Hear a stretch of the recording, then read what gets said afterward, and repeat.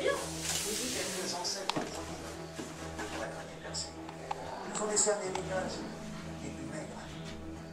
Le mauvais sort s'est acharné sur notre famille. Les intempéries ne nous ont pas épargnés. L'hiver 1407-1408 fut, paraît-il, le plus rude de tout le Moyen Âge. Puisqu'ainsi vous désignez cette époque. Tout à fait. Je n'étais pas encore né. Et on dit qu'il y eut une telle froidure que nul ne pouvait besogner. Même nos arbres fruitiers ont gelé. Moi-même, je l'ai entendu raconter de la bouche de mes aïeux. Et le moulin qui brûle. Le moulin de la Roche, qui fut emporté par l'inondation de 1567. 1567?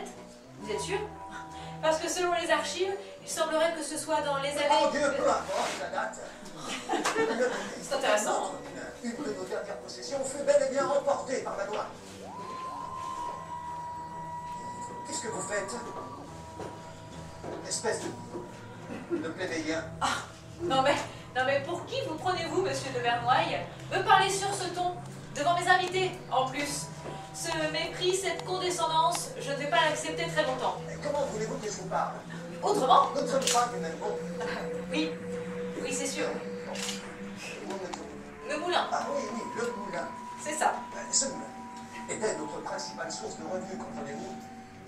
Et tout le monde est obligé de passer par un moulin pour transformer son blé en farine.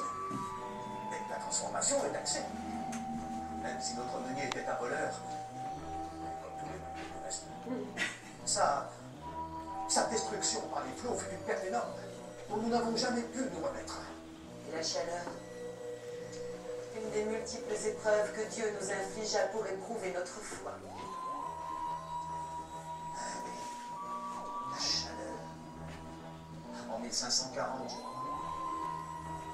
Oui, c'est ça, en 1540, l'été 1540, il fit si chaud que les moissons eurent lieu en juin, et que dans les régions de l'Est, toutes les rivières pouvaient se passer à pied.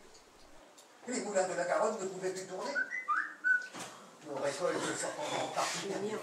Comme en 1611, un de nos fermiers en eut la peau des bras et de la poitrine toutes bruçonnées par le soleil, disait-il. Nos récoltes ont été bruçonnées elles aussi. Sans compter la mort en Italie de mon pauvre Jean, Dieu et son âme, pendant la guerre contre les Habsbourg de Madrid et le duc de Savoie. Alors Jean, c'était son mari, hein. Il est mort en 1633, je crois. 1633. Année terrible, où mon cher mari me laissa seule avec 7 enfants à élever. Comment pouvais-je faire avec ce château qui ne possédait plus qu'un seul moulin d'un faible rapport? Quelques rivages au lointain, un domaine à cultiver avec 2 bœufs et un terrain fort stérile. Et des dettes. C'est en vain que j'ai écrit au roi, afin d'obtenir une aide pour la reconstruction de notre moulin de la Roche. Ma fille, ma pauvre fille, les rois. Nous disons que les rois ne demandent que guerre, qu'ils y prennent plaisir et que nous, cependant, comme pauvres vassaux, nous portons le toit. Et eux, ce qu'ils en font, c'est pour le moment d'acquérir. Alors, comme vous avez pu le constater en écoutant ces messieurs-dames, eh bien la mode faste du XIVe siècle est donc totalement révolue. Et oui, le château est donc en partie détruit et en partie plus habitable. La tour est à moitié effondrée, le donjon n'existe pratiquement plus, je ne vous parle même pas de la muraille. Et oui, les différentes sécheresses, mais également aussi les différentes crues, eh bien, ont eu raison de la fortune des propriétaires qui se sont succédés au château. Et oui, il n'a pas fait toujours bon vivre au château de la Roche. Vous pouvez me croire sur parole, messieurs, dames, je sais de quoi je parle. Vous ne pouvez pas vous imaginer comme il est difficile d'avoir chaud dans un château humide, plein de courants d'air, tout en pierre froide. Oui, froide l'hiver, mais fraîche l'été, ce qui n'est quand même pas négligeable lors des grandes chaleurs. Eh oui. Le château de la Roche est humide, extrêmement humide. Oui, je vous l'accorde. D'où la nécessité de trouver toutes sortes de moyens de se réchauffer. Le chauffe-pied ou chaufferette, avec le réceptacle à braise, est assez efficace. Cependant, il ne le fut pas assez pour me protéger des rhumatismes dont j'ai tant souffert. Et outre ces sortes de bouillottes, eh bien à l'époque, les murs sont doublés à mi-hauteur de lambris de bois. Les portes sont doublées de laine et revêtues de tentures. Et également, les pièces se font plus petites, moins hautes, afin de préserver la chaleur. Et qu'il est donc beaucoup plus facile de s'abandonner au plaisir de la conversation quand il fait chaud. D'où l'apparition de sièges appelés les caquetoires. assez large pour accueillir ces dames et leurs grandes robes et leur permettre ainsi de caqueter tranquillement au coin du feu.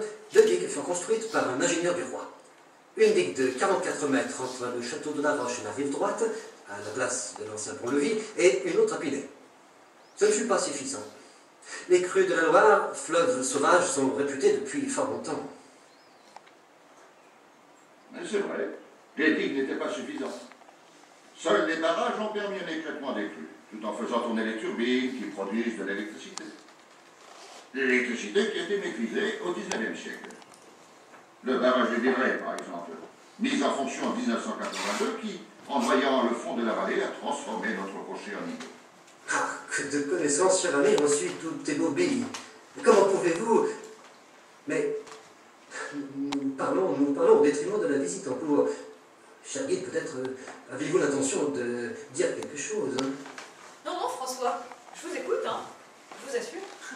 Donc François, un des derniers riches propriétaires du château, oui, riche, oui, si, je me permets de dire ça, tout simplement puisque la mode de l'époque était donc de se faire portraiturer, peindre le portrait, comme notre cher ami François d'ailleurs. En fait, on en revient toujours à la même chose, c'était donc un moyen de montrer sa richesse, sa condition sociale à ses invités. Il était donc bien vu, et surtout à la mode, d'avoir son portrait peint chez soi. J'ai fait l'acquisition des domaines en 1724 et rendu hommage à notre beau roi Louis XV en 1745. Mauvaise affaire que cet achat. Très rapidement, j'ai été assigné en justice pour le paiement du château à Dame de Vernois qui s'était retirée dans un couvent à Dijon. Les mauvaises habitudes des seigneurs commençaient à être de moins en moins bien acceptées. Je ne dis pas ça pour vous critiquer, j'aurais certainement fait la même chose à votre place. Il est vrai qu'à toujours vivre à crédit, cela ne pouvait durer. Mais admettez qu'il est agréable d'acheter sans débourser. Actuellement, n'y a-t-il pas aussi ce problème de surendettement de certaines personnes qui ont plus grands yeux que grosses bourses? Quant à mon le louet, c'est mouais. Et oui, on parlait le patois, hein, le vieux français, le François. J'espère que vos règles sont pareilles. Mais non, loin de là. C'est ainsi que j'ai entendu parler de la cour. Quand une fois, dans ma jeunesse, avant que je ne devienne avocat, j'ai eu l'occasion d'y aller. Mais continuez, cher ami, nos visiteurs s'impatientent. Très bien, très bien. Donc nous allons continuer dans une autre pièce, un autre siècle, le début 20e, c'est par ici.